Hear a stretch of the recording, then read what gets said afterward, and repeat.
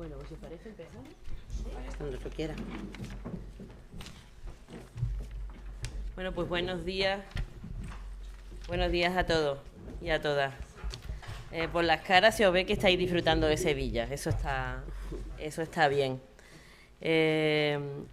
Tengo que disculpar la no presencia de la alcaldesa de Baeza, Lola Martín, que en el último momento ha tenido una cuestión de salud, no grave, pero una cuestión de salud y no ha podido estar con todos nosotros.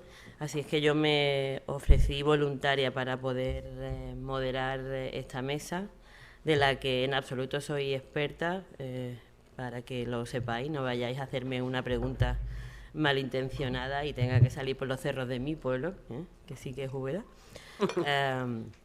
Así es que yo lo que voy a intentar es llevar los tiempos y acompasar el ritmo también del debate, para que cuando al mediodía os marchéis para casa tengáis una sensación de que habéis empezado la mañana con mucha energía. De modo que, si os parece, el ritmo que hemos acordado con las personas que integran la mesa es que va a haber un primer turno de no más de 10 minutos para más. Y después de ese primer turno de intervención abriremos al debate. Ellos y ellas han preparado algunas preguntas guiadas, pues para poder reforzar algunas de las ideas que haya podido quedar en el aire en el primer turno, o para abrir también otro debate que pueda surgir desde el auditorio, ¿vale? Bueno, pues vamos a hacerlo entonces así. Como decía, integran la mesa Jason Cruz del Lab Capital de la Veeduría Distrital de Bogotá. Él es economista con materia en Economía y en Desarrollo Económico Urbano, es veedor y delegado de la Eficiencia Administrativa y Presupuestal en la Veeduría Distrital, y es en donde lidera los procesos de evaluación de gestión pública administrativa de la entidad del distrito y propone acciones y mecanismos que contribuyen a mejorar los niveles de eficiencia. Fue jefe de planificación del Ministerio de Comercio, Industria y Turismo, en donde lideró los temas de planificación estratégica, seguimiento presupuestal del sector y asesoró también a la formación de proyectos de cooperación internacional. Se desempeñó como consultor en el Ministerio de Economía y Finanzas de Panamá, en donde elaboró una propuesta para implementar un proceso efectivo de planificación orientada a resultados, que incluye también el marco de intervención pública y la escalabilidad adecuada para el seguimiento de metas y presupuestos. Y también quería que reseñáramos en su currículum el trabajo del Departamento Nacional de Planificación, en el que estuvo como coordinador de seguimiento a las políticas públicas y asesor de la Dirección de Desarrollo Urbano, en donde, entre otros temas, apoyó el proceso de formulación del modelo de seguimiento del Plan Nacional de Desarrollo. Todo lo que no se visualiza no existe, así es que, buenos días, Alberto. Todo lo que no se visualiza no existe, así es que, como era breve, yo he sido disciplinada y lo he leído entero. A continuación intervendrá Goiseder Manota, es la directora general del Servicio de Innovación y Transformación de la Administración en la Diputación Foral de Guipúzcoa. Ella es actualmente, como os digo, la directora, es vocal de la Comisión Ética Institucional de la Diputación Foral de Guipúzcoa. Ha dirigido, entre otros proyectos, los del Sistema de Integridad Institucional en la Diputación y de su sector público, y la elaboración de la reciente norma foral 4/2019 de buen gobierno en el marco de la gobernanza pública foral. Es licenciada en Derecho y máster también en Derecho Ambiental. Anteriormente ha sido asesora legal de la Corte Internacional de Arbitraje y Conciliación Arbitral y elaboradora en el Centro de Documentación Judicial. La tercera en litigio, nuestra amiga Mar Herrera, que es la responsable del área de evaluación de políticas públicas en la Junta de Andalucía, en nuestro IAP. Ella es pedagoga y ha trabajado en distintos puestos y departamentos de la Junta de Andalucía, en donde ha ejercido durante los últimos 10 años en el área de recursos humanos. Desde el año 2015 es la responsable del área de evaluación de políticas públicas del Instituto y ha realizado tareas como el impulso de la evaluación de las políticas públicas, la creación y dinamización de un grupo de 40 personas colaboradoras internas, la coordinación de la Oficina de la Evaluación de Políticas Públicas, el diseño y evaluación y la recogida también de información para la realización e interpretación de datos e informes, el diseño y la coordinación de la formación y ha coordinado también investigaciones sociales aplicadas vinculadas a la mejora de la administración pública. Es también formadora en planificación, evaluación y coach y evaluadora y cuenta también con diversas publicaciones. En la APP del Congreso tenéis también toda esa información y el acceso a esas publicaciones a las que ella hace referencia. Y el cuarto en litigio es nuestro amigo Antonio Igea Sedma, de la Red Internacional de Evaluación de Política Pública. Es licenciado en Ciencias Económicas y Empresariales por la Universidad de Deusto, vocal desde el año 2017 en la Comisión Directiva de la Red Internacional de Evaluación de Políticas Públicas, adherida a la International Organization for Cooperation in Evaluation, la IOCD, y es en donde están representadas también las organizaciones voluntarias para la evaluación profesional nacional y regional de todo el mundo. Con más de 25 años de experiencia profesional desde el ámbito público y privado en la investigación aplicada en economía, empleo, cualificaciones profesionales y en el seguimiento y en la evaluación de sistemas y políticas públicas, en la implantación, desarrollo y evaluación de sistemas de gestión avanzada, y pertenece a diversos grupos internacionales de trabajo de expertos, asociaciones, redes y clubes profesionales. Así es que con este panorama curricular ya me diréis a mí si mi currículum se ajusta o no a esta mesa. Mejor me voy con Nagore y volvemos luego más tarde. En fin, lo dicho, bienvenidos. Hay un montón de capital humano y de saber en esta mesa, y si os parece, comienza desde ya el primer turno de intervención. Vale, perfecto. Bueno, como saben, pues vengo de Lab Capital. Lab Capital es un laboratorio de innovación pública de la Veeduría Distrital. La Veeduría Distrital es una entidad de control de Bogotá. Venimos trabajando hace 3 años y dentro de los objetivos principales que tiene Lab Capital está pues desarrollar retos con las entidades, con las demás entidades. Funcionamos como una especie de agencia en la cual nos prestamos asesoría, hacemos un diseño y prototipamos estos retos para que sean piloteados y posteriormente haya un escalamiento de los mismos. Pero uno de los objetivos principales de Lab Capital es promover la innovación pública en el Distrito Capital, en Bogotá. Y como una herramienta para desarrollar este objetivo, nosotros hemos planteado diseñar un índice de innovación pública que nos permita conocer cuál es el estado de la innovación pública en Bogotá. La idea de este índice es que alcance estos 3 objetivos. Primero, pues generar una línea base que nos permita hacer trazabilidad sobre las fortalezas o debilidades que tienen tanto las entidades como a nivel global las entidades públicas del Distrito Capital, digamos lo que llaman acá el ayuntamiento. Promover una sana competencia. La idea es que a través del índice los gerentes públicos se sientan comprometidos con temas de innovación pública como una herramienta más para desarrollar sus políticas y sus programas e identificar buenas prácticas. Esto es muy importante para nosotros porque en la medida que podamos conocer cuáles son estas buenas prácticas, pues podemos hacer acompañamiento y transferir ese conocimiento a otras entidades que tienen debilidades en esos temas. Básicamente este es un proceso que ha durado alrededor de 2 años. Iniciamos con una revisión bibliográfica, encontramos algunos estudios, solo destacamos alrededor de 7 que nos sirvieron para el marco conceptual del indicador. Los 5 primeros fueron promovidos por Nesta. Igual cogimos el índice de la República de Corea y el índice que hizo Barómetro para la República de Dinamarca. Hicimos un diseño preliminar en donde encontramos 4 componentes. El primer componente del índice sería la capacidad institucional, el segundo procesos y prácticas, tercero resultados y el cuarto gestión del conocimiento. Hicimos un pilotaje con una entidad, en este caso la Secretaría Distrital de la Mujer, Una vez recibimos el feedback por parte de este pilotaje, lo discutimos con la academia, con una universidad pública. Después tuvimos el diseño final, en donde en esta revisión hubo cambios tanto en las variables como en la manera de contestar, en las preguntas hechas en el formulario. Una vez tuvimos el diseño final, lo socializamos con las entidades, alrededor de 42 entidades participaron en la socialización del índice, donde socializamos tanto el formulario como la manera de contestar, dado que tenían que no solamente contestar el formulario, sino subir toda la evidencia que diera cuenta de las respuestas. Tuvieron un mes para cargar la información y hace 3 meses presentamos los resultados.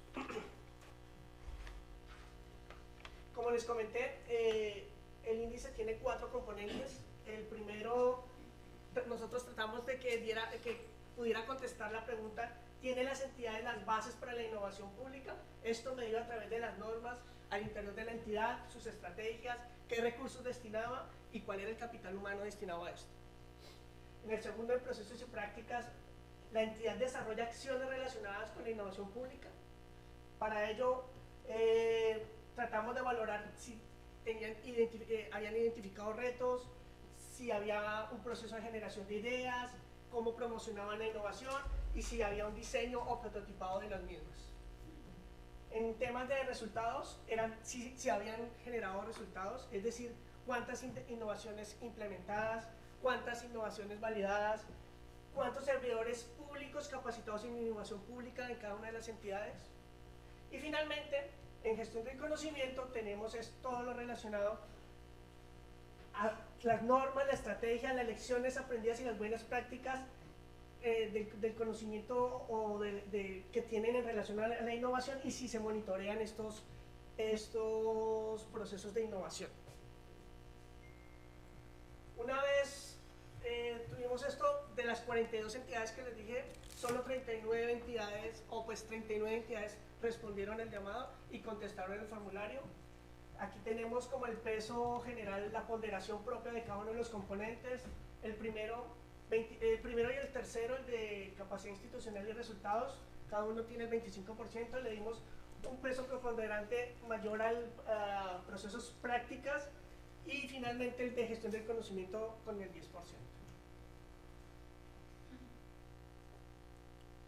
¿Cuáles fueron los resultados? De 1 a 100, el promedio de las ciudades era 36, pues no era de extrañar, en Bogotá o en Colombia los procesos de innovación son relativamente nuevos.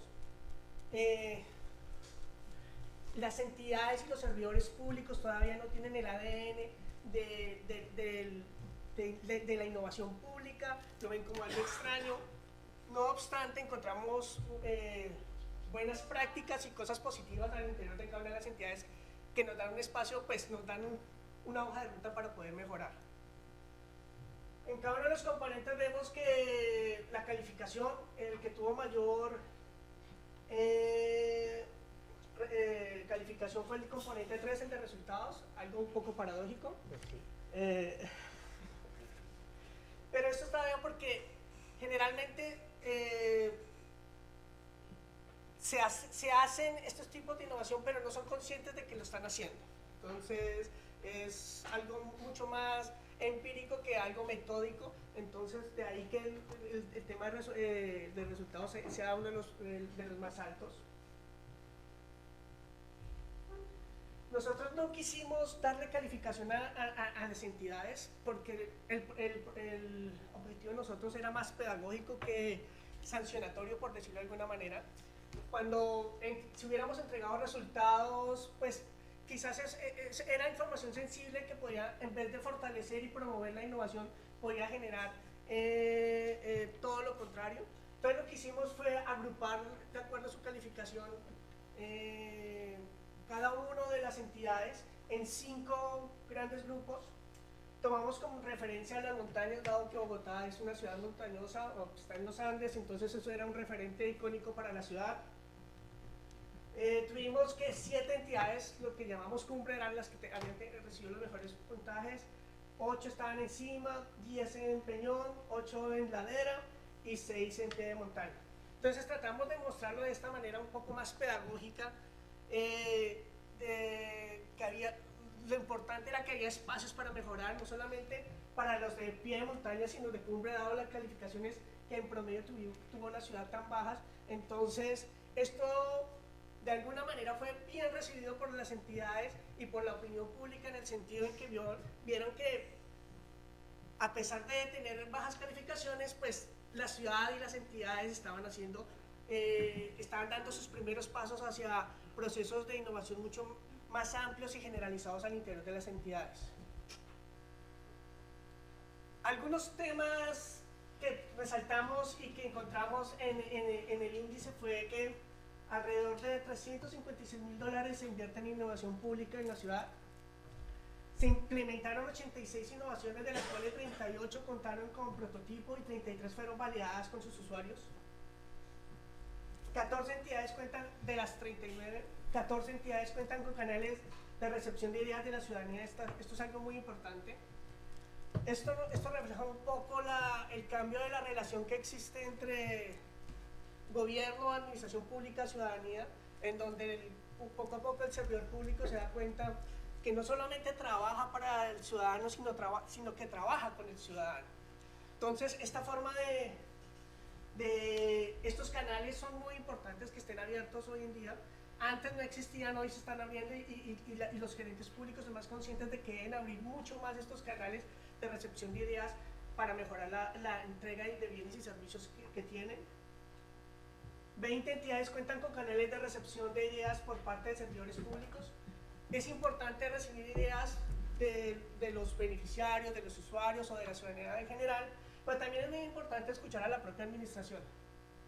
En Colombia es muy característico que la alta gerencia o los gerentes públicos poco escuchan de sus mismos trabajadores, que tienen un conocimiento, tienen un background que no es reconocido útilmente. Entonces esto también es una muy buena señal por parte de estas 20 entidades que están escuchando a sus propios trabajadores. 10 entidades capacitan a sus funcionarios en temas de innovación, o 10 entidades elaboran informes sobre lecciones aprendidas y buenas prácticas. Esto es muy importante, la documentación de esta información, porque cuando uno documenta la información, pues vuelve sostenible estos procesos frente a las siguientes administraciones. 6 entidades realizan seguimiento a las innovaciones implementadas. Finalmente, ya me están diciendo que tengo un minuto. Entonces, bueno, el índice es importante, les he explicado cuáles fueron los resultados, un poco acerca de su metodología de diseño, pero realmente, ¿qué viene hacia adelante? Pues como les dije, pues la idea es promover la innovación. Esto, pudimos que en la revisión de la política de ciencia, tecnología e innovación de la ciudad se incluyera en el plan de acción como una meta hacer este índice cada 2 años. Eso garantiza un poco la trazabilidad de la innovación pública, del estado de la innovación pública en la ciudad. Segundo, nosotros no nos quedamos solamente en elaborar el índice, sino que estamos trabajando con cada una de las entidades y elaborando una hoja de ruta particular para cada una de ellas. Es decir, ya identificamos sus fortalezas, identificamos sus debilidades, y ahora lo que estamos haciendo es trabajar sobre esas debilidades. Y estamos implementando un programa de apadrinamiento, es decir, identificamos estas buenas prácticas de entidades líderes en ciertos temas, y que estamos tratando, o pues la idea es que estas entidades puedan apadrinar las que tienen menores, los que sacaron un más bajo resultado, y puedan de la mano de ellas subir estos resultados y subir el nivel de innovación, la calidad de la innovación pública que está hoy en día.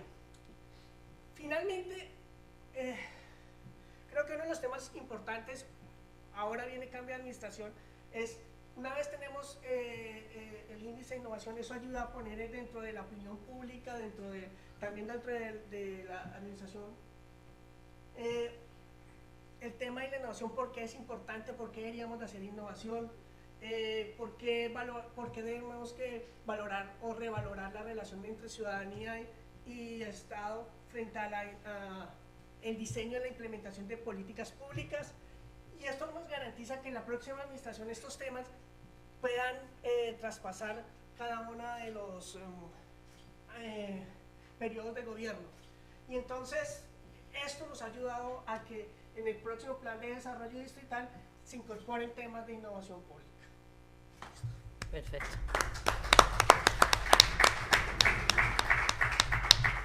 Muchas gracias. En cualquier caso, en el segundo turno reforzamos.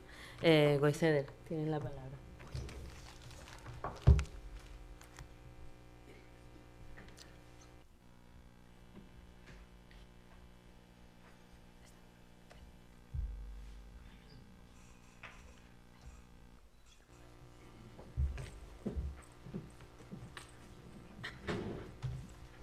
Bueno, egunon, eta en primer lugar, mila esker por haber invitado a la Diputación Foral de Guipúzcoa a compartir nuestra experiencia con vosotros. De lo que se trata en esta mesa hoy, si no me equivoco, era un poco contar cómo vemos o cómo hacemos la rendición de cuentas de nuestras instituciones, y lo que vengo a contaros es un poco a deciros cómo lo hacemos nosotros y cómo lo visionamos. Y lo que os voy a contar es que nosotros hacemos la rendición de cuentas o entendemos la rendición de cuentas a través de una estrategia que es la de los presupuestos orientados a resultados, ¿vale? Y os voy a contar un poco nuestras penas y nuestras alegrías a lo largo de este proceso, que ha sido largo, y cuáles son los retos que tenemos por delante también. Como os decía, al principio de la legislatura anterior, la de 2011-2015, sí que nos dimos cuenta que había una cosa que teníamos que poner en marcha y algo que no se había hecho en la Diputación Foral de Guipúzcoa nunca, y era elaborar un plan estratégico de gestión, ¿vale? A nosotros nos sorprendía que nunca se hubiera hecho, pero en realidad nunca se había hecho algo así en la Diputación, con lo cual dijimos, bueno, vamos a establecer cuáles son nuestras líneas estratégicas para esta legislatura. Y nos pusimos un poco pues a elaborar ese plan, ¿no?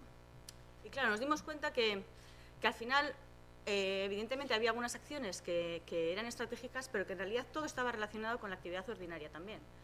Al final, todos los programas presupuestarios tienen un objetivo, ¿no?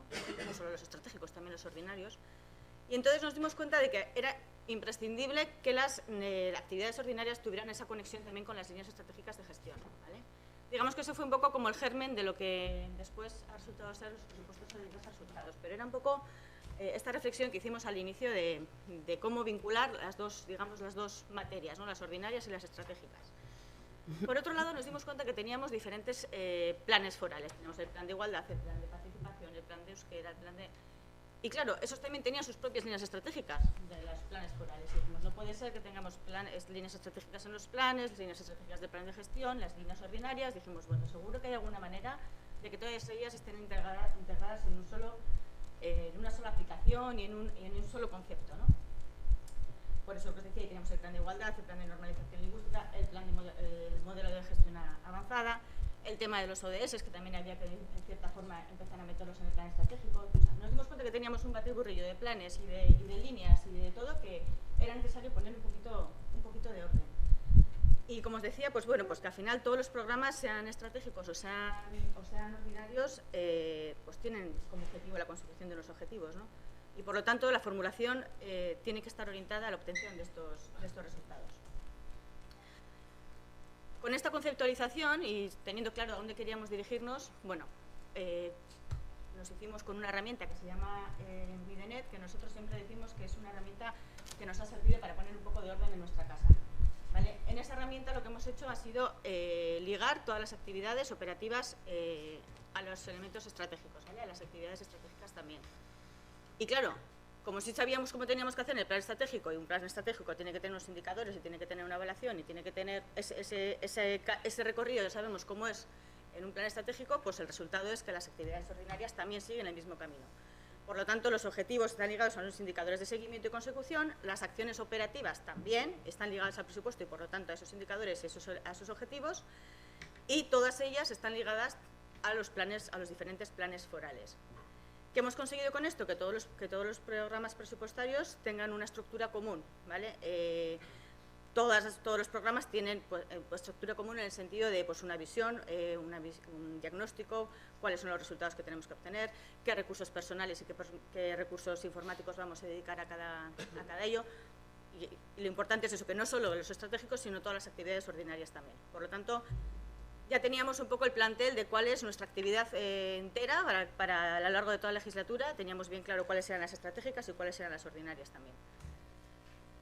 Con esa herramienta hacemos el seguimiento de todas esas actividades. Efectivamente, nos encontramos con algunas dificultades. Quizás la primera de ellas es que había que cambiar la forma de formular los presupuestos. Teníamos que pasar de cuánto dinero tenemos a qué necesitamos hacer, qué necesidades tenemos. Había que pasar de quién lo va a gastar a qué resultados quieres obtener. Y había que pasar de en qué lo voy a gastar a qué costo tiene la consecución de esos objetivos. Por lo tanto, la primera barrera y la primera dificultad que tuvimos fue, como casi siempre, que nuestra casa interiorizara que había que reformular los presupuestos. Y eso también, pues, evidentemente es un proceso largo, los cambios siempre cuestan, y por lo tanto nos dimos cuenta que no era una cosa que podíamos hacer así como de un momento a otro. Entonces, lo que hicimos en el 2016 fue hacer como un ejercicio de prueba, ¿no? Cogimos los presupuestos, a lo largo del 16, cogimos los presupuestos del 16, que ya estaban aprobados y los estábamos ejecutando, y dijimos, vale, vamos a ver cómo lo haríamos si lo hiciéramos con esta nueva reformulación. Y entonces hicimos esa prueba, coger todo el presupuesto y empezar como de cero. O sea, funcionamos tradicionalmente en el 16, pero hicimos esa prueba de cómo podríamos hacerlo de la otra forma. Vimos que mejor o peor conseguimos darle la vuelta a esa reformulación, y a partir del 17 ya sí conseguimos que los presupuestos estuvieran formulados de esta forma. Es necesario un compromiso político y la implicación y el impulso desde lo más alto, en nuestro caso es del diputado general y también, por supuesto, de la Hacienda. Sin ellos no hubiera sido posible. Más dificultades, pues las tecnológicas, porque todo esto, como decimos, lo hacemos a través de una herramienta llamada Midenet, y hay que cambiar la forma de trabajar. Los tiempos son diferentes. Antes, en junio o julio, te decía Hacienda, tienes X dinero, me tienes que decir para septiembre en qué te lo vas a gastar. Ahora es diferente, ahora es al revés. Ahora en abril nosotros tenemos que decirle a Hacienda, oye, tengo estas necesidades porque tengo que conseguir estos objetivos el año que viene. ¿Cuánto dinero me vas a dar para esto? Entonces, digamos que el trabajo, técnico, no solo de Hacienda, sino el de dentro de la casa, empieza ya en abril. Nosotros ya para junio le mandamos nuestra propuesta de cuáles son nuestras necesidades y cuáles son los objetivos que queremos conseguir. Con lo cual, en el tiempo, pues también ha supuesto una dificultad porque es adelantar todos los plazos. Además, como tienen que estar ligados con los planes forales, pues la verdad es que al principio fue un poco caótico el poder acompasarlo. Otra cosa que se me ha olvidado decir es que otra cosa que hemos conseguido con esto, a cuenta de los planes forales y de las comisiones, como todos lo sufriréis muchas veces, esta semana toca Comisión de Igualdad, la semana que viene Comisión de Participación, la semana que viene Comisión de Medio Ambiente, entonces al final estás todo el día de comisión en comisión. Bueno, pues con esta nueva visión, digamos, que de los presupuestos y de la actividad de la casa, lo que hemos hecho ha sido cargarnos todas las comisiones y hemos creado una sola comisión interdepartamental, que nos reunimos una vez al mes, y es una comisión en la que estamos representados los 9 departamentos de la Diputación Foral, con un representante de cada departamento, y tratamos los temas de igualdad, de participación, de medio ambiente, más los estratégicos, más rendimos cuenta propia nosotros mismos de cómo va el avance del seguimiento del plan, que antes era plan estratégico, ahora ya es el plan de la casa, ya no es solo estratégico, porque es estratégico más ordinario. Entonces, en una sola mañana, digamos que tratamos todos los temas que antes tratábamos a través de las diferentes comisiones. Por lo tanto, en ese sentido también cuesta convencer a los de participación que ya no tienes comisión de participación, ni a los de igualdad que ya no tienes comisión de igualdad, pero a la larga se ha visto que es muchísimo más efectivo. Funcionamos, como os decía, con una comisión interdepartamental una vez al mes y con una comisión intradepartamental en la que rendimos cuenta al resto del departamento de qué son los temas que se han tratado en esa comisión interdepartamental. Oportunidades, pues desde luego esa filosofía común de toda la actividad de la casa, que para nosotros es importante. Y tienes una perspectiva integral de todos los órganos de control que había antes y que ahora la comisión interdepartamental. En ese momento, ahora mismo estamos integrándolo cara al año que viene, todavía no está, pero sí que lo hemos visto que es también una herramienta para identificar los ODS, porque todas las líneas de acción de nuestro presupuesto, igual que está ligado al plan de igualdad, de participación, de estratégico, también tiene una línea que es a qué ODS lo vamos a vincular. Con lo cual, cuando eso lo tengamos cerrado, que lo estamos tratando ahora, más o menos que con un clic sabremos cómo estamos en el planteamiento de los ODS. Por eso os decía que para nosotros ha sido una herramienta de poner orden en nuestra casa y tener las cosas un poquito más claras. Por supuesto, esto lo hacemos con una perspectiva de rendición de cuentas. Alberto ayer lo decía, además me gustó mucho una diapositiva que pusiste en la parte de abajo, que sabemos que rendir cuentas no es volcar los datos en la página web. Es algo más, es los datos, más decir por qué lo has hecho, qué has conseguido, qué no has conseguido y por qué. Y entonces nosotros intentamos hacer eso a través de nuestra aplicación. Esta herramienta Midenet tiene su visión en nuestra página web, donde semanalmente actualizamos los datos del seguimiento y desarrollo de las líneas de trabajo. Semanalmente también se actualiza el desarrollo presupuestario. Y mensualmente se hace un informe. Como os decía, la facilidad es que con un clic sale un informe automático en el que llevamos al Consejo de Gobierno el informe mensual del seguimiento del desarrollo del plan. Y luego anualmente, eso sí que hacemos una vez al año, valoramos un poco la consecución de los indicadores. De esta forma, tenemos todas las herramientas que tienen que ver con el tema de presupuesto unidas en EVA. EVA para nosotros es los presupuestos orientados a resultados, el programa presupuestario, la contabilidad, la cuenta general, Midenet, que es la herramienta de seguimiento, las modificaciones presupuestarias. Cualquier cosa que se modifique en cualquiera de estas herramientas tiene su volcado automático en EVA y, por lo tanto, su reflejo en la página web. No me da tiempo a entrar en la página web, por eso había puesto por lo menos este pantallazo. Tú cuando entras en la página de la Diputación Foral de Guipúzcoa, en el apartado de rendición de cuentas, en primer lugar, damos un pequeño flash de lo que sabemos que a mucha gente le interesa, que es el tema económico, ¿no? Por eso aquí, por ejemplo, tenemos puesto lo de la partida presupuestaria es tanto, y esta es la ejecución a día de hoy. Y después abajo es donde aquí ya tenemos la rendición de cuentas del plan estratégico. Aquí lo tenemos puesto todavía así, porque lo estamos cambiando ahora. Es la rendición de cuentas del plan integral, ¿no? Y entonces ahí pues tienes por años, tienes por departamentos, el grado de avance de cada línea, el grado de ejecución presupuestaria, la consecución de indicadores. Por lo tanto, os animo a que visitéis nuestra página web, que es la de ahí arriba, y veáis cómo lo tenemos organizado. Y eso os quería contar. Perfecto, muchísimas gracias.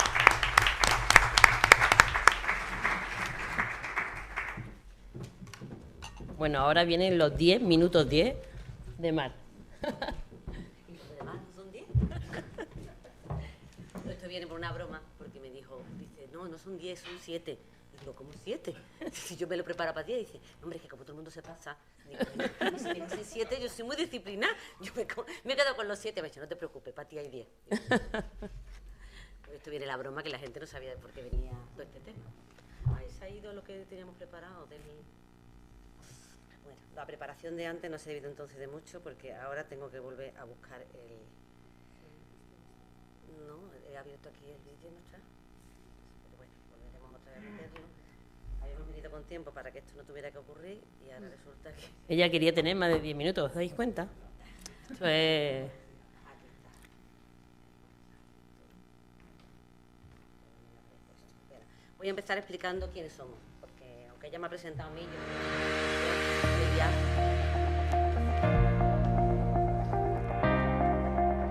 El IAP está comprometido con la evaluación de las políticas públicas, entendiéndolas estas como la vía para que desde las responsabilidades que tiene el propio instituto procedamos a la mejora continua de la política y de la gestión pública, siempre con las garantías de la sostenibilidad y la mejora del impacto real de la vida de nuestros ciudadanos, los andaluces.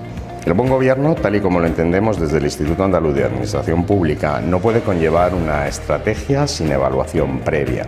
Por ello, queremos inculcar una cultura, seña de identidad de la Junta de Andalucía, que haga que ambos procesos estén siempre vinculados y, por lo tanto, sean complementarios.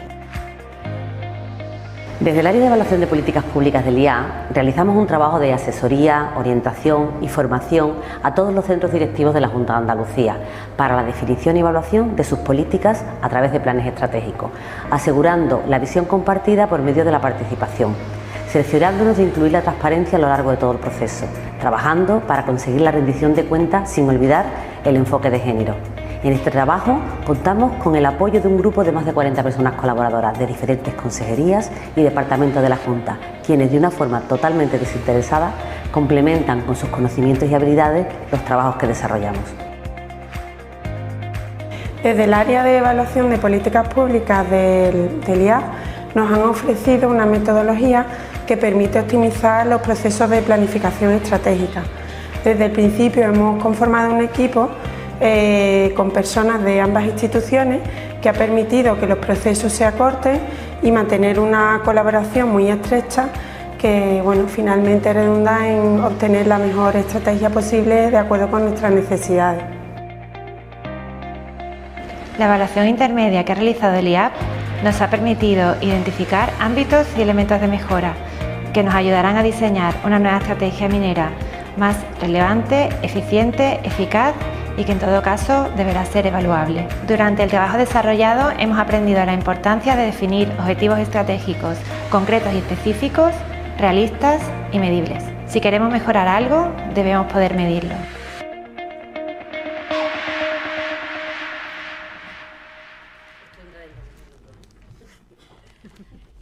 Bueno, pues prácticamente el mensaje y casi todo lo que tenemos, lo que he previsto tiene que ver con esto. Vamos a ver si los medios están conmigo o no. No pasa nada. ¿Me das los papeles? Estos. Los que tienes. No sale la proyección, pero no importa. Toma, por si el talimán en la pulsera. Bien, no pasa nada si no hay proyección. La idea era explicar un poco, dentro del contexto que acabamos de hablar de la evaluación de políticas públicas, de la rendición y de cuentas que también ha comentado la compañera anterior, que hay distintos enfoques de entrar. Ellos han entrado desde el presupuesto, nosotros hemos entrado desde la planificación estratégica y desde una concepción del ciclo de las políticas públicas. ¿Qué pasa con el ciclo de las políticas públicas? Pues que se ha complicado mucho. Antes era, vemos las necesidades, planificamos, ejecutamos y evaluamos. Y ahora nos damos cuenta de que el ciclo es mucho mayor. Que si evaluación ex ante, que si evaluación intermedia, que si vamos a ver las necesidades, pero también los problemas y los retos, que dónde ponemos los resultados, y ahora ya hasta queremos hacer evaluación de impacto, que ya es como dos huevos duros más, ¿no? Entonces, todo esto nos complica muchísimo el trabajo a las personas, pero no porque pensemos que es difícil, sino porque realmente lo que nosotros hemos detectado es que nuestras organizaciones, es decir, las administraciones públicas, no están preparadas todavía para este reto, pero a nivel cultural y a nivel de capacidades, en ambos sentidos. Y entonces nuestra área, el área de evaluación de políticas públicas, está trabajando en esas dos áreas fundamentalmente, teniendo un concepto de evaluación que tiene que ver con la evaluación como valoración. Ahora mismo ha puesto un ejemplo muy bueno la compañera anterior de cómo ellos han recogido datos, los han reorganizado, los han puesto en gráficos, pero la evaluación es un plus más. Ese plus, vosotros lo sabéis, tiene que ver con valorar esos datos que nos están diciendo. Y esa es la parte en la que más nos cuesta trabajo. Ya estamos avanzando mucho en la recogida de información, en la publicación de datos, pero ella misma también lo ha comentado. ¿Cómo sabemos si eso es lo que era más importante para resolver los problemas que queríamos? ¿Esto ha cambiado la situación de partida? ¿Esto ha mitigado los problemas? ¿Esto ha mejorado la calidad de vida de algunas personas? Pues la evaluación intenta dar respuesta a esto. Intenta dar respuesta para que todas las personas implicadas, los ciudadanos, estén contentos con la acción pública que tenemos porque ven que realmente estamos respondiendo a sus necesidades, los profesionales se sienten útiles porque se dan cuenta de los avances que van teniendo. Los responsables, ya sean gestores o ya sean políticos, tienen datos e informaciones que les permite rendir cuenta ante el Parlamento, ante la opinión pública, ante la ciudadanía, y es la única manera de que podamos avanzar, aprendiendo de lo que funciona y de lo que no funciona. Y todo ello está relacionado con la rendición de cuentas, porque la rendición de cuentas no es, como bien han comentado, solo el exponer los datos, es explicar qué hemos hecho, cómo lo hemos hecho y para qué ha servido. Y cuando no hemos logrado el objetivo que nos habíamos planteado, dar explicaciones de cuáles han sido las razones por las que no se ha conseguido, que en muchos casos puede tener que ver con una falta de presupuesto o porque se ha detectado que ese objetivo no era adecuado y que por tanto no se ha trabajado. Las explicaciones hay que darlas. Rendir cuenta para nosotros es explicar, no es publicar, y eso creemos que es importante. Hay tres conceptos que siempre estamos trabajando últimamente, bueno, ahora que si el buen gobierno, que si la buena administración, que si la gobernanza, que si el gobierno abierto. Yo creo que ya tenemos un batiburrillo ahí, que todos sabemos más o menos de qué va, pero es difícil delimitar a veces un poquito estas líneas y además depende de los autores a que sigas, pues tendrás una visión u otra. Nosotros en la última publicación que hemos hecho, que la tenéis en nuestra página web, que es para cómo hacer un diagnóstico participativo, hemos trabajado en tres conceptos. El del buen gobierno, que es aquel que explica cómo el gobierno ejecutivo, los políticos, están realizando su labor, y esto está marcado por la Ley 19 de 2013, que dice cómo se tiene que hacer y qué obligaciones tiene el Ejecutivo. Por otro lado está la buena administración, que lógicamente tiene que ver con cómo los que hacemos administración, los funcionarios y funcionarias, hacemos el trabajo dando derecho a la ciudadanía para que pregunte, para que participe en todos los asuntos que les afecta, y también hay una ley que marca cómo lo tenemos que hacer, que es la Ley 9 de 2007, pero luego está la gobernanza. La gobernanza es, otra vez, los dos huevos duros, más todavía. Es tomar decisiones en común con la gente, una idea que es muy atractiva, muy bonita, pero que implementarla no es tan fácil. Porque la gente que es todo, es que vamos a dedicarnos a hacer asambleas, es como que te da un poco de miedo esto de la participación, el codiseño, la coorganización, la colaboración. Controlar esto y que sirva y que sea útil y que realmente este sea un plus de calidad en el trabajo que estás haciendo no es fácil. Entonces, nosotros la gobernanza la entendemos como abrir espacios para que las decisiones que se tienen que tomar públicamente sobre qué se va a hacer o no se va a hacer dentro de un colectivo, dentro de un contexto, pues se haya hecho escuchando a todas las personas que les afectan. Y no hablamos solo de los colectivos o de las personas usuarias, sino de aquellos profesionales, entidades privadas o asociaciones, todos los colectivos que de alguna manera directa o indirectamente se pueden ver afectadas por una política. Y para eso hay que tener una metodología que no será perfecta, porque no hay perfecto nada en el mundo, pero que abre las puertas a que la gente pueda opinar y deliberar contigo qué es lo más urgente, lo más importante y lo más necesario. Y es la única manera que podremos luego rendir cuentas si hemos sabido qué era lo que había que cambiar.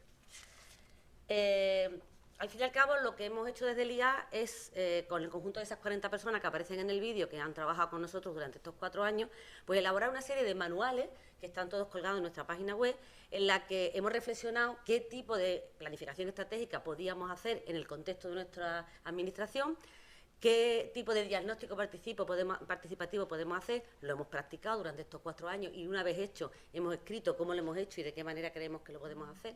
Y todo es una reflexión teórico-práctica en una línea de la investigación-acción en la que pensamos, reflexionamos y practicamos desde el contexto de la Junta, con las personas de la Junta, para poner en marcha nuevos procesos de innovación, de cómo hacer las elaboraciones de los planes y cómo evaluar los planes, para finalmente extraer de ahí una lección, escribirla conjuntamente con estas personas que son internas de la Junta en el mismo lenguaje que otros compañeros pueden entender. A lo mejor no saben tanto de planificación estratégica como otros compañeros que se dediquen en la academia a este tema, pero utilizan un lenguaje que es mucho más fácil de hacer llegar a los otros que el lenguaje de los manuales. Nos está funcionando bien. Y en el último sí que me gustaría hacer referencia al del diagnóstico participativo, porque al final hemos llegado a que si empezamos bien, todo lo demás va bien. Si conseguimos que desde el principio se detecten las necesidades urgentes, prioritarias, y el plan vaya bien enfocado sobre 4 cosas básicas y no sobre la paz en el mundo, pues al final seremos capaces de dar rendición de cuentas si hemos o no cambiado esas pequeñas cosas que sí podemos.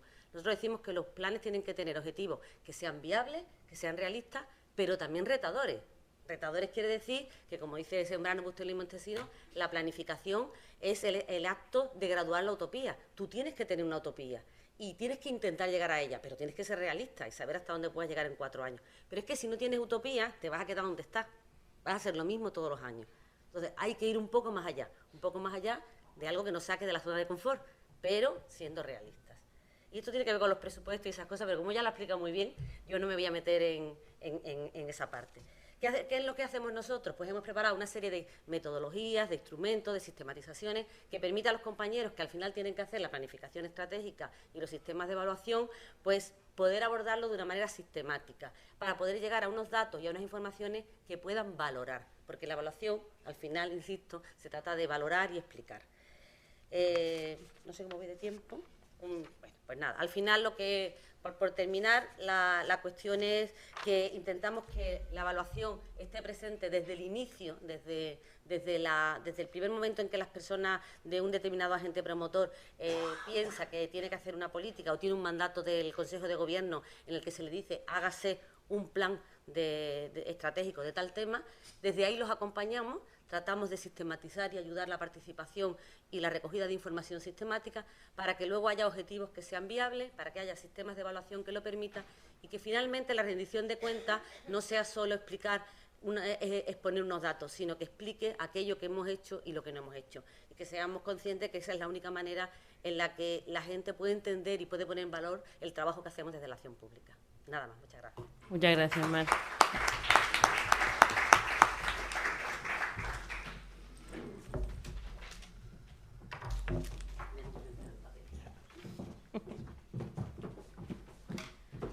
Antonio, tienes la palabra.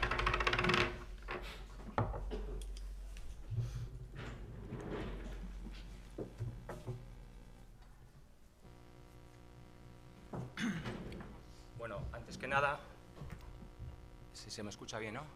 Sí. Antes que nada, un poco que queríamos agradecer en nombre de la Red Internacional de Evaluación Pública la oportunidad de participar en este congreso y también un poco felicitar a Novagop por una situación, que es que de alguna forma trae la evaluación al debate sobre los retos presentes y actuales de las administraciones públicas. Creo que de alguna forma ese tema todavía hay que profundizar, hay que trabajarlo y la evaluación debe todavía estar más presente un poco en todos los foros de debate y de reflexión. Sí que me gustaría un poco hacer una aportación sobre el título de la ponencia a la que habéis venido. Se llama Evaluación y rendición de cuentas como elementos de buen gobierno. Creo que a ese mensaje creo que le falta un apartado que, oyendo a los compañeros que me han precedido, creo que todos vamos a ser un poco capaces de identificar cuál va a ser al finalizar mi intervención. Creo que es evaluación como rendición de cuentas, pero le falta algo más. Entonces sí que me gustaría un poco que al final de mi intervención fuéramos capaces un poco de identificar qué es lo que le falta a este mensaje de presentación del foro. Y sin más dilación, con el tiempo que tenemos, empezamos un poco con la argumentación. Sí que me gustaría empezar diciendo que, lógicamente, el contexto en el que se mueve la evaluación, hoy en día asistimos, y creo que lo hemos vivido un poco en el Congreso Novagop, hemos oído hablar de mejora del servicio público, innovación, gestión efectiva, un uso eficiente de los recursos. Hemos hablado en algunas ponencias, hemos oído un poco de desarrollo del personal que conformamos el sector público, y todo esto, de alguna forma, es el contexto en el cual se sustenta la nueva legitimidad de la acción pública. Hoy en día, de alguna forma, la legitimidad de la acción pública ha cambiado respecto a la que podía existir hace unos cuantos años. Y no solamente esto, sino que hoy en día la acción pública se hace frente a una ciudadanía que cada vez es más crítica, más exigente y más informada. Y esto, de alguna forma, supone un elemento añadido de complejidad a lo que hacemos. Y antes han comentado que no solamente esto, sino además se ha apuntado que es el contexto en el cual trabajamos nosotros es un contexto, una estructura, un contexto socioeconómico cada vez más convulso, cada vez más incierto y cada vez más imprevisto. Hace unos años, de alguna forma, la acción pública se desenvolvía en un contexto muy estable. De alguna forma, dábamos servicios, además era el sector público quien daba los servicios, eran los mismos servicios y para todas las personas los mismos servicios. Pero hoy en día ese contexto ya no vale. Hoy en día es un contexto muy cambiante, muy imprevisto. Por lo tanto, esta es la nueva realidad en la cual se construye la actual legitimación de la acción pública. Entonces, ¿qué es lo que pasa? Que para poder hacer frente a esta creciente exigencia, necesitamos una cosa que antes no teníamos, que es como la acción pública tiene que poner el foco cada vez más en los resultados, en sus resultados. Si queremos una acción pública legitimada, tenemos que vincular los resultados de la acción pública a un nuevo parámetro, que es el cambio social producido. El parámetro actual de medición de la acción pública es el cambio social que produce. Esas son las reglas del juego en las que nos desenvolvemos actualmente. Pongo un ejemplo para intentar un poco entender esta idea. Si queremos valorar la gestión, por ejemplo, de una consejería de educación, hasta ahora el foco lo poníamos fundamentalmente en productos. ¿Cuántas escuelas o cuántas aulas ha abierto? ¿Cuántos alumnos se han formado? ¿Cuántos docentes hemos capacitado? Pero hoy en día eso ya no vale si queremos justificar la legitimidad social de la acción pública. Hay que pasar el foco a resultados. ¿Qué significa esto? Que cuando estemos valorando la acción pública de esa consejería, tenemos que poner en foco en resultados. ¿Qué es? Alumnos que han aprendido, es decir, éxito del proceso de aprendizaje, cómo esos conocimientos que han adquirido esos alumnos los están un poco trasladando, por ejemplo, al puesto de trabajo, cómo ese puesto de trabajo que han conseguido esos alumnos tiene alguna relación con la formación que le hemos dado, cómo hemos contribuido también con esa formación que le hemos dado a unas mejores condiciones de vida de esas personas. Por tanto, insisto, el mensaje que me gustaría un poco que quedara claro es que el parámetro actual de medición de la acción pública ha cambiado. Ya no es el de antes. Ahora todo pivota por su cambio o utilidad social. Segunda idea que quiero un poco poner. Es que en todo este contexto, por tanto, si decimos que la valoración de la acción pública pivota sobre los resultados, creo que antes hemos visto algunas experiencias y algunos comentarios que ahondan que necesito evaluar resultados. Es decir, si digo que la valoración que me van a hacer va a estar condicionada a resultados, necesito evaluar resultados. Y no solamente esto, creo que también hay que darlos a conocer, hay que difundir. Aquí surge la transparencia y empezamos un poco a vincular todo. Por tanto, la planificación y evaluación constituyen un poco la esencia del buen gobierno, de la buena administración y de la buena gobernanza. Y empezamos un poco a reconocer un papel a la evaluación clave en la configuración de nuestros servicios públicos. ¿Por qué es importante o qué nos aporta la evaluación? Simplemente 4 mensajes. La evaluación nos da o nos ayuda a tomar decisiones. Hemos visto algunos ejemplos muy interesantes. Segundo aporte de la evaluación, nos ayuda al tema de la transparencia. Creo que ha habido varias ponencias estos días donde ahondan en la necesidad de ser transparentes. Tercera aportación de la evaluación, nos ayuda a todo el tema de rendición de cuentas, qué hacemos, cómo lo usamos, cómo lo gastamos. Antes comentaban desde la Diputación de Guipúzcoa que van un poco en esa línea. Y cuarto elemento fundamental de la evaluación debe servir para un aprendizaje organizacional, visión hacia adentro de la evaluación. No me vale como rendición de cuentas si no va acompañada de un elemento de mejora. Y empiezo un poco a poner sobre la mesa algún elemento que os decía antes que me faltaba en el título de la ponencia. ¿Vale? Por tanto, estos son los 4 grandes aportes de la evaluación. ¿Cómo es la situación? Voy a tratar un poco desde nuestro punto de vista como red internacional, a hacer un poco unas aportaciones de en qué situación nos movemos. Lógicamente, reconocemos que la evaluación, y un ejemplo de ellos es el foro en el que estamos, cada vez es un tema que está más presente en el día a día de nuestras administraciones, ya desde hace años, y lógicamente la situación, si la comparamos con los años 70, que es cuando se empieza a hablar un poco del tema de la institucionalización, ha avanzado enormemente, ¿vale? Y no tiene nada que ver la situación de ahora con la que existía en los años 70. Ahora bien, sigue habiendo muchos obstáculos, muchas resistencias a que la evaluación sea un escenario natural, insisto, un escenario y una práctica natural dentro de nuestros servicios públicos, de forma que podamos un poco sacar todo su sentido y toda su utilidad. Voy a poner un poco, entonces, como conclusión un poco de esta primera parte de mi presentación, me gustaría que el mensaje que os llevarais fuera este, ¿vale? La evaluación no solamente es una exigencia social, ciudadanía cada vez más crítica, más informada, con más conocimiento, es una necesidad política. Creo que a lo largo de las ponencias de estos días habéis hablado de transparencia, rendición, etcétera, etcétera. Por tanto, es una necesidad política, pero muy importante. La evaluación es un instrumento de apoyo a la gestión, y esto muchas veces lo olvidamos. A nosotros como evaluadores nos gustaría que de alguna forma en futuros congresos estemos presentes en sesiones, en un plenario, al mismo nivel que una política de comunicación, al mismo nivel que una política tecnológica o al mismo nivel que una política de desarrollo de recursos humanos.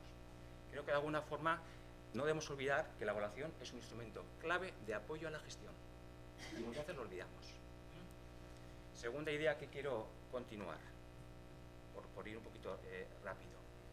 Antes os he dicho que la evaluación tiene que ser un poco un escenario natural. ¿Qué entendemos por natural? Entendemos que sea una práctica sistematizada y de alguna forma una práctica incorporada en el ciclo de vida de vuestras organizaciones. Por lo tanto, debemos ir evolucionando de una práctica evaluativa puntual, como una demanda externa. Seguramente compartiréis conmigo que a veces os encontráis que desde la Oficina de Control Económico, por ejemplo, desde una oficina estadística, desde el Parlamento, desde el Defensor del Pueblo, nos van llegando peticiones y vamos dándole respuestas como evaluadores. Es una práctica puntual que responde a necesidades externas. La situación ideal a la que tendríamos que ir es hacia una evaluación institucionalizada. Ese es el gran reto al cual todavía no hemos llegado. ¿Qué entendemos por institucionalización? Simplemente un mensaje. Institucionalización es un proceso político e institucional, ¿vale? Insisto, político e institucional, para dotarnos, crear, consolidar y justificar toda una estructura y todos unos recursos, unos elementos, unos instrumentos para promover una práctica evaluativa y promover el uso de la evaluación. Insisto, quiero promover la práctica de evaluación y quiero promover el uso de la evaluación. Creo que antes, los ejemplos que hemos visto de mis compañeros, creo que han puesto ejemplos muy interesantes de cómo están usando la evaluación. Eso es institucionalizar la evaluación. ¿Es fácil? No. Es muy difícil institucionalizar la evaluación. ¿Por qué? Porque tal como dice un poco la Comisión Económica para el Desarrollo de América Latina, en 2014, la evaluación, la institucionalización de la evaluación requiere, 1, liderazgo político. Antes he dicho que la evaluación responde a una necesidad política. Yo quiero un compromiso político de que queremos jugar a este juego. Hay que llegar un liderazgo político. Segundo aspecto que necesita, desarrollo de capacidades. Lógicamente, tiene que haber una estructura capacitada para hacer evaluación. Y tercer criterio, que hace que sea muy difícil, es que debemos incentivar el uso de la evaluación. Quizá el gran reto al que nos enfrentamos, y seguramente en vuestras organizaciones os encontréis esta situación, que medimos mucho, todos medimos. Si os pido indicadores en vuestros servicios, tenéis muchísimos. ¿Dónde está el reto? ¿Dónde está el camino al que tenemos que ir? A gestionar esos indicadores. No basta con medir, hay que gestionar los resultados. ¿Y qué significa gestionar resultados? Incorporarlos en mi ciclo de gestión. Yo si os preguntara ahora, ya voy avanzando, yo si os preguntara ahora qué cambios en vuestros servicios habéis incorporado fruto de una evaluación, fruto de una medición, ¿me podríais poner ejemplos? Seguramente algunos tendréis, pero ese es el gran reto. Yo he hecho una encuesta de satisfacción con mis beneficiarios, fruto de eso he detectado una problemática y he puesto una acción correctora.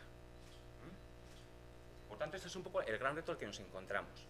La institucionalización no es fácil, es complicada y sobre todo no olvidéis que no hay una única estrategia para institucionalizar. No existe la fórmula magistral para institucionalizar. Cada organismo, en función de su trayectoria, en función del contexto político, en función del contexto social, deberá buscar su propio camino. Aquí no vale copiar lo de los demás, hay que adaptarlo. ¿Por qué? Porque hay un entorno particular de cada organización. Vale. 3 claves, ya para ir acabando. Un elemento crítico, tiene que haber demanda pública de evaluación. Si no hay demanda, no habrá evaluación. ¿Cómo podemos contribuir a la demanda de evaluación? Debemos trabajar y todavía situar a la evaluación en el foro y en el debate político-técnico. Debemos de tratar de explicar qué es la evaluación, qué podemos ayudar a la gestión, en qué podemos ayudarle. ¿Cómo medimos, en relación con el primero, cómo medimos el éxito de la evaluación? 3 mensajes, no tengo un poquito más tiempo. Por la cantidad de la producción de evaluación que hacéis en vuestras organizaciones. Ese es un indicador de éxito. ¿Cuántos informes de evaluación tenéis en vuestras organizaciones? ¿Cuántos informes de seguimiento? ¿Cuántos informes de satisfacción? Etcétera, etcétera. Segundo factor de éxito, la calidad de los informes de evaluación. Tercer factor de éxito, ¿vale? El uso, insisto, el uso que hacéis de la evaluación. No de nada vale hacer evaluación si yo no lo uso. ¿Para qué hacer evaluación si no vamos a usarlo? ¿Vale? Y cuarto elemento de éxito es que vuestro propio sistema de evaluación vaya mejorando. Esto no es algo estático, sino que tiene que ir evolucionando. Segunda idea, y ya acabo. De la medición de resultados a la gestión de resultados. Lo que antes os he dicho. El gran reto es evolucionar de la medición a la gestión. ¿Vale?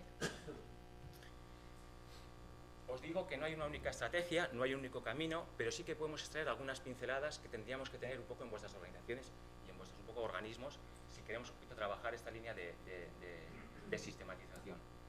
10 claves, y con esto ya acabamos. Liderazgo influyente y sólido. Si no hay liderazgo, mi experiencia es que caminos hay ya con muchas pegas y con muchos un poco lastre. Segunda idea, el empoderamiento de los actores. ¿Qué entendemos por esto? Nosotros, si queremos que la evaluación se utilice, yo tengo que darle la oportunidad a quien va a recibir esa evaluación de poner en marcha medidas de mejora. Es decir, yo tengo que darle al gestor la oportunidad donde a partir de la evaluación él pueda incorporar mejoras en sus convocatorias, mejoras en sus programas. Tercer elemento, nunca partiréis de cero en este camino. Estoy convencido que todos vosotros, como decía antes, tenéis indicadores. Igual el problema es que os faltan o no tenéis suficientes indicadores, o que os faltan indicadores, pero nunca partiréis de cero. Cuarta idea, importantísimo, la evaluación se nutre de la calidad de la información. Si la información de partida es mala, nunca conseguiremos una evaluación sólida. Quinta, evitar la complejidad excesiva del sistema. Evitar siempre que el sistema sea excesivamente complejo. Dos ejemplos, son ejemplos reales. El sistema ugandés de evaluación consta de 16 subsistemas. Eso es absolutamente ingobernable. Otro ejemplo, uno de los mejores sistemas, ya que hay un compañero de Colombia, cuando se empezó un poco a funcionar, o empezó en el 2002, un poco ya a ser sólido, se nutría de 900 indicadores. Lógicamente eso también es difícilmente gobernable. Hoy en día 200 y pico. Por lo tanto, evitar la complejidad. Sexto, objetivo, utilización intensiva. 7, cómo hacer la institucionalización.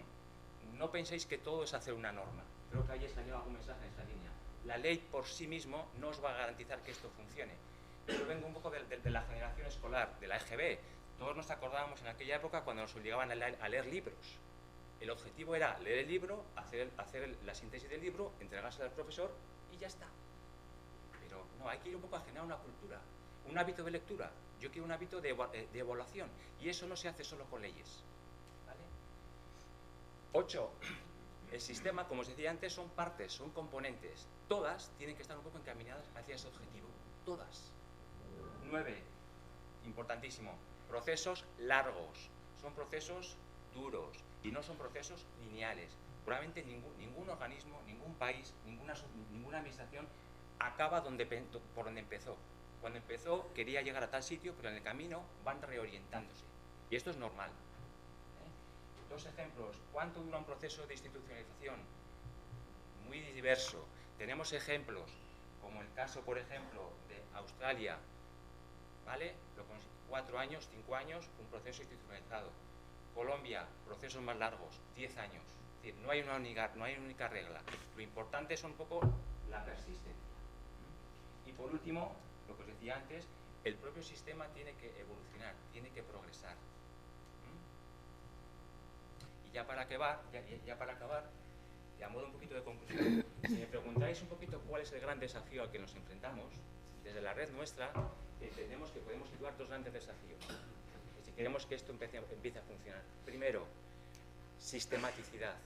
Es decir, huyamos de prácticas de evaluación puntuales, esporádicas. Esto tiene que ser algo perfectamente normalizado dentro de vuestro día a día.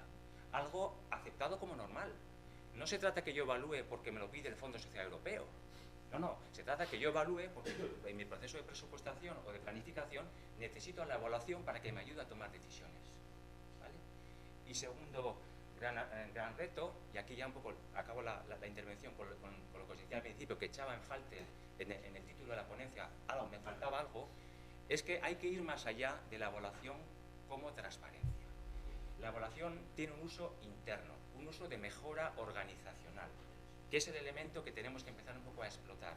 La parte de rendición puede tener un poco un uso más político, ¿vale? Pero la parte de aprendizaje es lo que da sentido hacia adentro, lo que nos permite que nuestras organizaciones y las vuestras vayan evolucionando. Y estos son un poco los dos desafíos a los cuales un poco que nos encontramos. Y por tanto creo que desde la evaluación, si somos capaces de registrar lo que hacemos, cómo lo hacemos y para qué lo hacemos, no solamente registrar, analizar qué hacemos, cómo lo hacemos y para qué lo hacemos, registro, lo analizo, lo valoro, lo comunico y lo uso. Es así como podemos hacer que nuestras administraciones puedan cumplir un poco con su función social y contribuir un poco a unas administraciones que sean abiertas, innovadoras, efectivas y de alguna forma, y ya con esto acabo, que la ciudadanía esté orgulloso de todos vosotros. Gracias.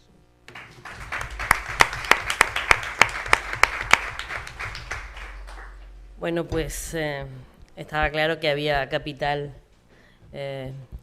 y sabiduría en la mesa. Tenemos aproximadamente entre 7, 8 minutos para poder abrir el turno de debate. Y, vale, perfecto, si hay, mejor, ¿no? Perfecto. Si nos dices cómo te llamas y de dónde vienes. Sí, sí.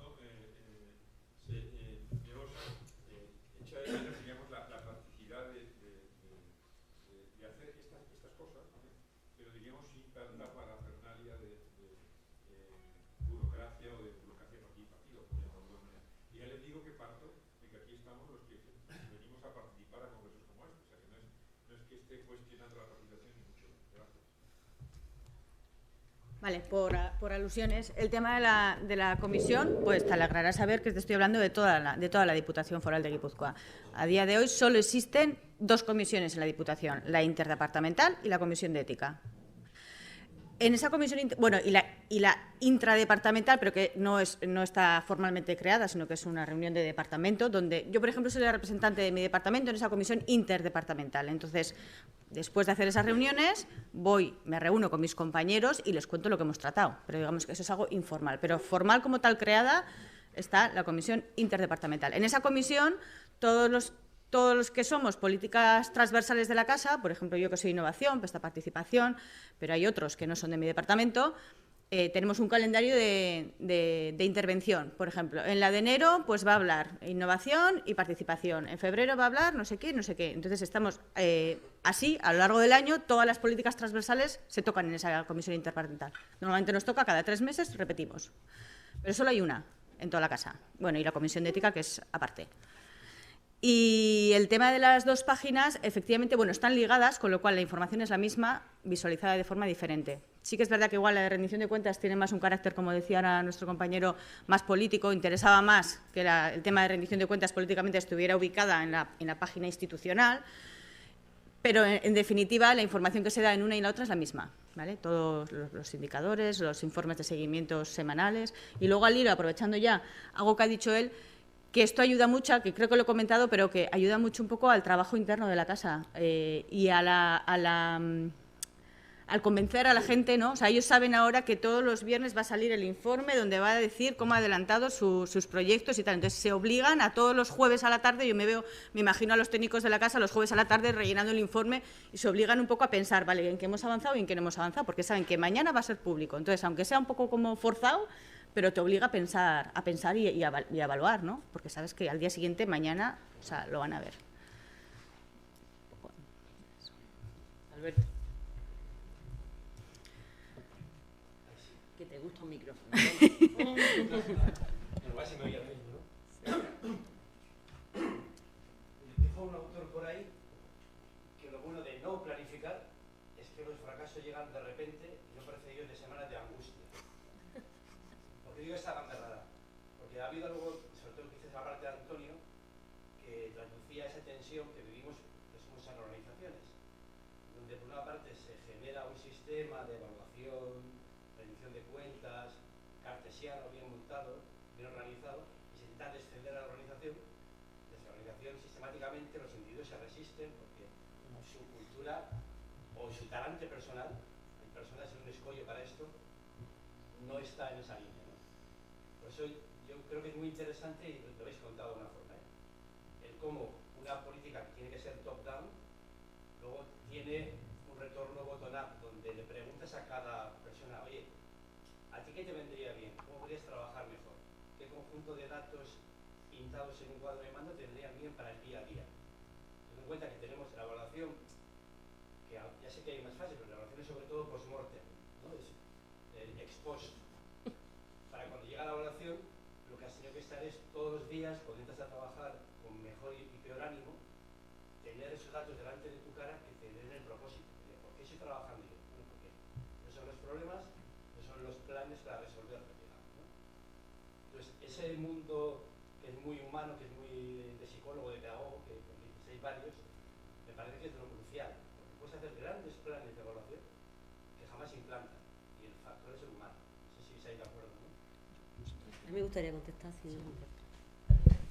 Es que se ha hablado de dos cuestiones. El compañero anterior ha hablado de la participación y de la burocracia de la participación, y él ha hablado del tema de lo farragoso de la evaluación y cómo más bien a veces es un tema de rechazo más que de mejora, que es lo que estamos buscando. Yo creo que son dos elementos que verdaderamente están en contra de la evaluación. La idea de la evaluación, hay muchos prejuicios, hay prejuicios de todo, pero vamos, a nosotros lo que nos preocupa es este tema porque es el que estamos abordando, ¿no?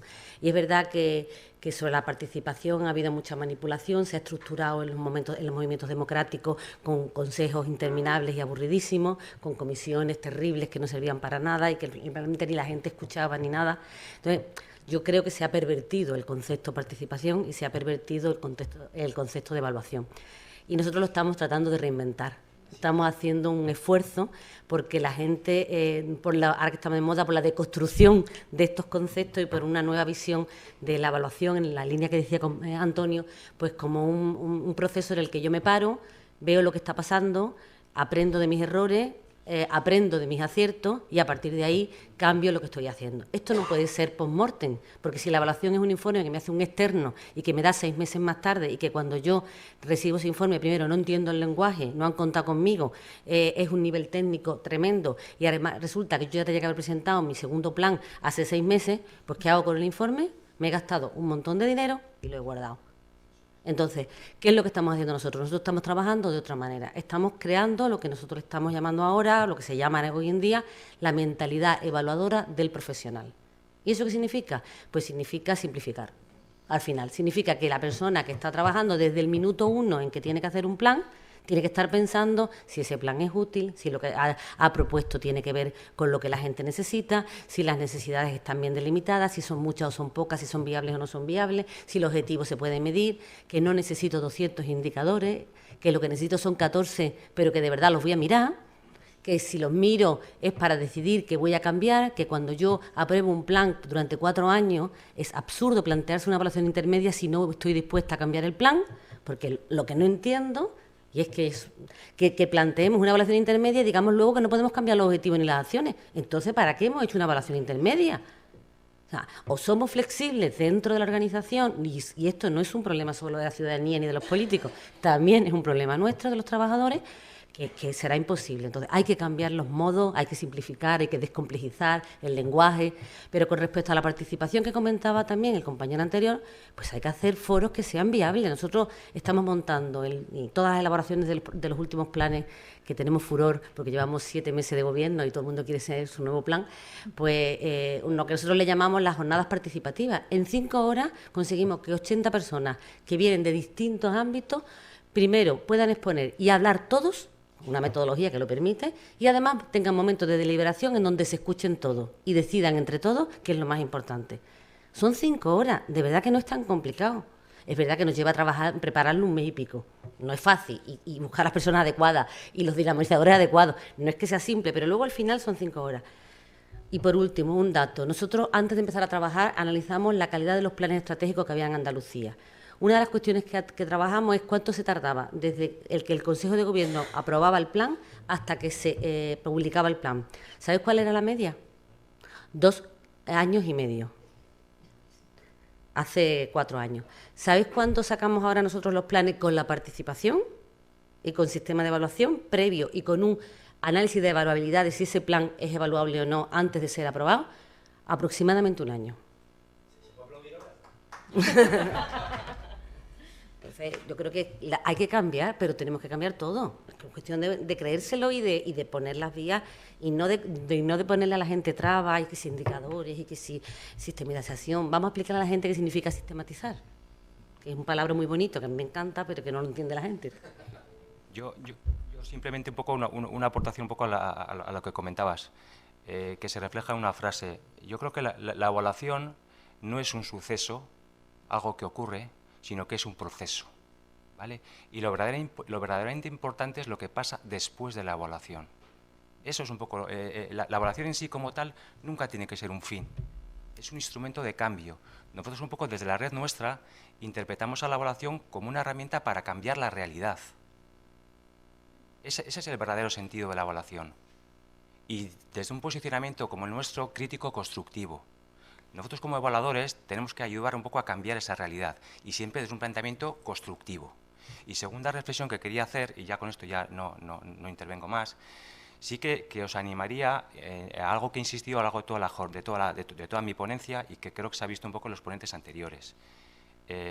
Cuando decía que el verdadero reto es gestionar la medición, gestionar el resultado. Y os decía que probablemente tengáis muchísimos datos. Hace poco leí una encuesta de una consultora en Estados Unidos que trabaja con las 100 empresas más grandes de Estados Unidos y que venía a decir que el 40% de los datos que recopilan esas empresas no se utilizan. Y esto supone una situación en donde estamos diciendo que el dato es el petróleo del siglo XXI, no vale para nada. Si no somos capaces de utilizar esos datos en nuestra gestión, para nuestra mejora, para nuestra reflexión, al final no tiene ningún sentido. Estamos desperdiciando un potencial bárbaro. Entonces, os animo a hacer un pequeño ejercicio en vuestras organizaciones, que intentéis identificar y construir vuestro mapa de información. Y el mapa de información tiene 4 cuadrantes muy sencillitos. Uno, a la izquierda, podemos identificar y podéis ver en ese cuadrante qué es lo que sabéis que tenéis en vuestras organizaciones. Información sabéis que tenéis, ¿vale? Y vais cumplimentando ese cuadrante. Luego surge otro cuadrante, es decir, ¿qué información no sabéis que tenéis? Yo estoy convencido, porque yo así lo he vivido desde hace muchísimos años, que en nuestras organizaciones hay muchísima información que no se sabe que hay y que no hay un responsable un poco de coordinar y de centralizar esa información. Por lo tanto, un segundo esfuerzo que sería muy útil en vuestras organizaciones es rellenar ese cuadrante. Y si nos pasamos al otro cuadrante, uno sería ¿qué no sabéis que no tenéis? ¿Vale? Y aquí de alguna forma nos abre un poco el abanico a investigar, a aprender de prácticas de otros, de experiencias de otros, y si otros han preguntado y han incorporado cierta información, por algo ha sido. Vamos a aprender de ellos, ¿vale? Y nos quedaría el último cuadrante, ¿vale? Y ese, de alguna forma, es el que no tenéis, pero sabéis que no lo tenéis.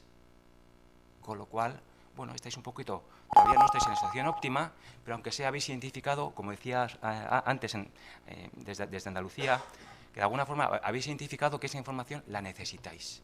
Entonces, os animo, como pequeño ejercicio, a ir un poco avanzando en esa dinámica, y con esto ya acabo. Creo que esto es un camino largo y, por tanto, es el primer paso. Yo siempre digo que el primer paso nos saca de la situación actual, no nos lleva al destino, pero nos saca de la situación actual. Y creo que en el tema de evaluación hay que salir de la situación actual. Y no nos llegará al destino, pero hay que empezar a funcionar. Y nada más. Gracias. Antonio es persuasivo, ¿eh? Además, se ha ganado los minutos poco a poco. Que conste que yo he intentado ser ecuánime con todo el mundo. Compañera, ¿eres tú la que va a cerrar el turno?